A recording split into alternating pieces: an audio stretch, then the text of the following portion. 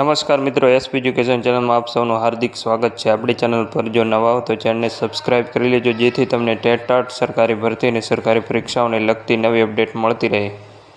પ્રાથમિક જ્ઞાન સહાયક ભરતીની જાહેરાત કરી દેવામાં આવી છે અને 11 તારીખથી 17 તારીખ સુધી ઓનલાઈન અરજી કરી શકાશે। ઘણા મિત્રો કન્ફ્યુઝ છે કે આની અંદર કઈ ટેટ પાસવાળા ઉમેદવાર અરજી કરી શકે। મિત્રો, સરકારે નિર્ણય કર્યો છે આની અંદર 2011થી જેટલી પણ ટેટ પરીક્ષા લેવામાં આવી છે એમાં જે પણ ઉમેદવાર પાસ હોય તે અરજી કરી શકશે।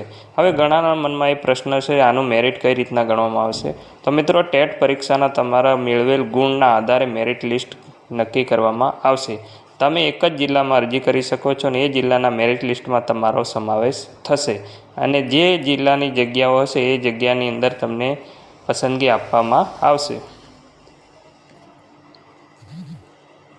મિત્રો, સૂત્રો દ્વારા માહિતી મળી છે કે જે આ જ્ઞાન સહાયક ભરતી છે તે 21-22 તારીખની આસપાસ પૂર્ણ કરી દેવામાં આવશે અને સ્કૂલ પસંદગી પણ આપી દેવામાં આવશે, કારણ કે શૈક્ષણિક સત્ર શરૂ થઈ ગયું છે અને શાળાઓમાં ઘણા શિક્ષકોની ઘટ જોવા મળે છે। આના કારણે આ સરકારે નિર્ણય લીધેલો છે।